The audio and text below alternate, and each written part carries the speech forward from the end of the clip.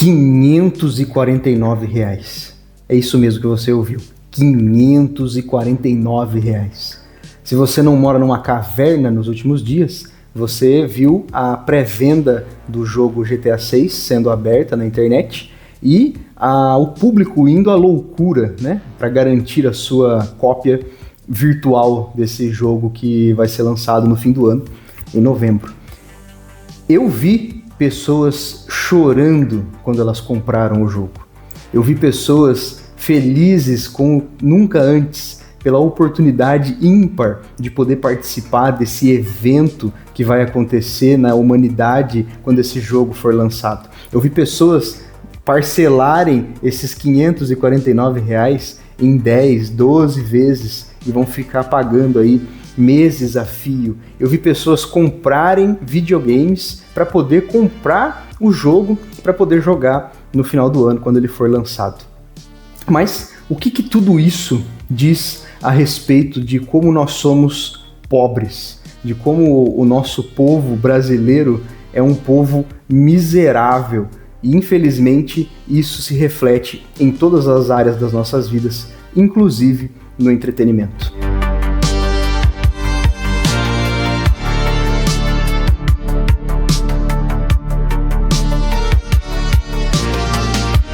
A primeira coisa que eu quero falar é que esse pequeno prazer de você comprar alguma coisa, ele tapa um buraco que existe na sua vida, de que é a necessidade pungente que o ser humano tem de possuir, de ter.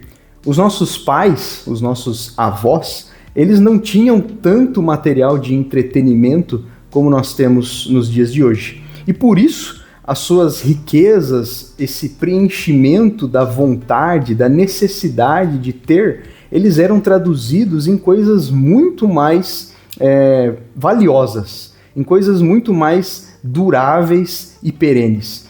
Muito provavelmente, o seu pai ou o seu avô, eles têm uma casa própria, eles compraram um terreno, eles construíram uma casa, muito provavelmente eles têm um carro próprio, ou um carro parcelado, ou até mesmo uma casa parcelada, mas eles possuem bens de grande valor. Hoje em dia, na economia que nós vivemos, eu julgo ser quase impossível um jovem que trabalhe em um emprego minimamente decente, minimamente rentável, né? Todos os empregos são decentes, contanto que eles sejam honestos, mas eu quero dizer em questão de retorno financeiro, né?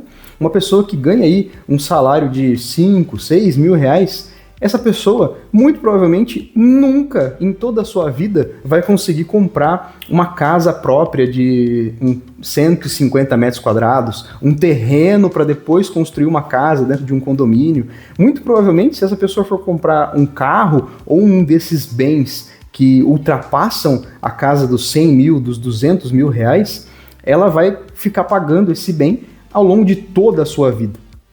E isso se reflete nessa necessidade que nós temos de possuir as coisas. E é por esse motivo que as pessoas elas têm se satisfeito cada vez com prazeres menores, de menor valor agregado. É por isso que as pessoas elas têm comprado celulares que custam aí 8, 10, 15 mil reais. É por isso que as pessoas compram tênis que custam R$1.500, R$2.000. É por isso que as pessoas compram jogos de videogame que custam R$550. Vou repetir mais uma vez, R$550. Se você for levar em consideração o salário mínimo brasileiro, você precisaria de pelo menos 56 horas trabalhadas para comprar esse jogo.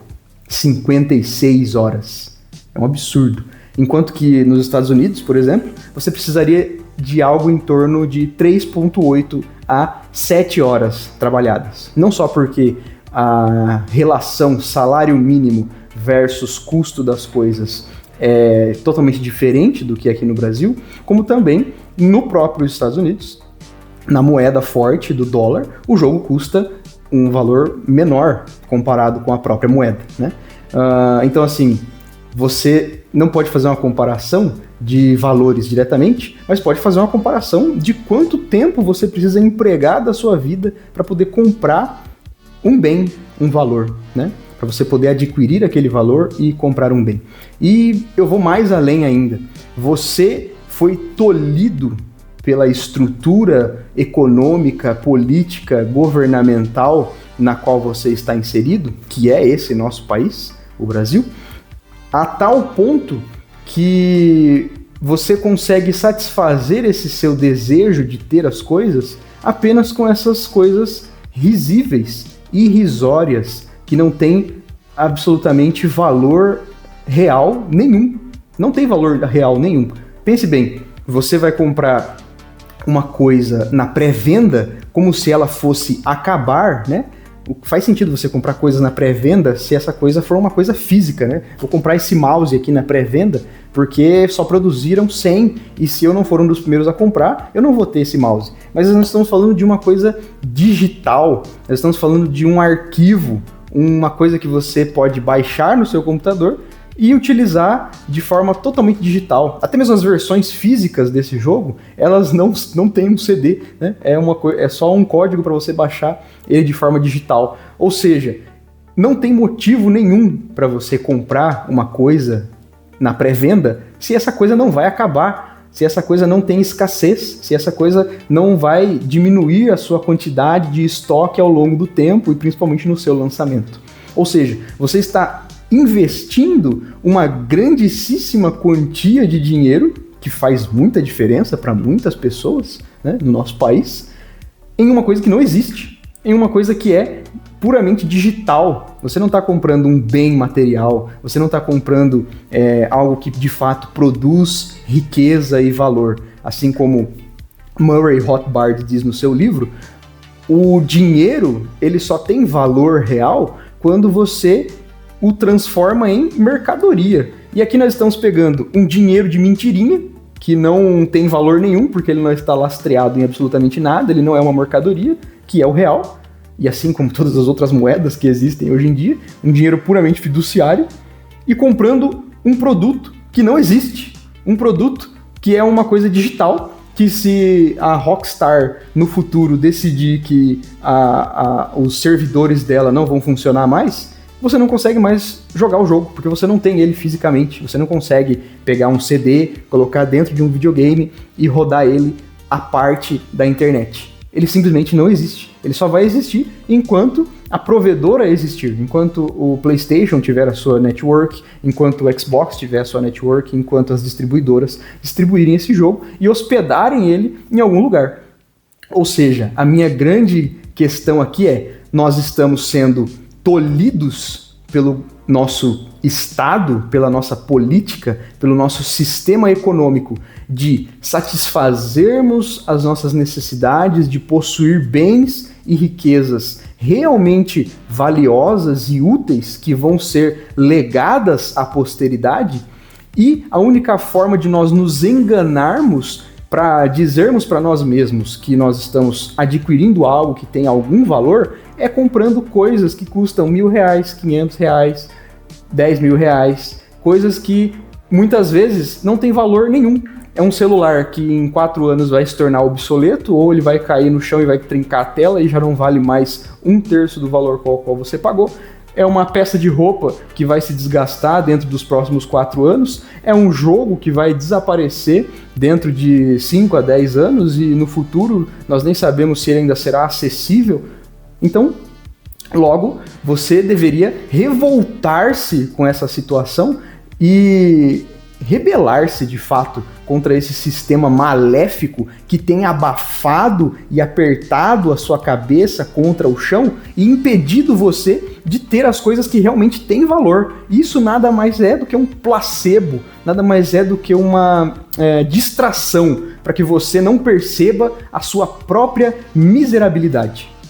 Você precisa se revoltar. Eu não estou falando de revolução aos termos socialistas, marxistas e todos os istas que você possa imaginar, mas você, enquanto cidadão, deveria levantar a sua cabeça, parar de comer a ração que o nosso sistema político entrega para você diariamente na forma de entretenimento e migalhas financeiras, monetárias, e começar a questionar se aquilo que você tem feito, se aquilo que você tem vivido é de fato a vida que você gostaria de viver, e começar a apontar os culpados. E eu vou dizer mais profundamente, diferente do que os coaches lhes dizem, a culpa não é sua, cara.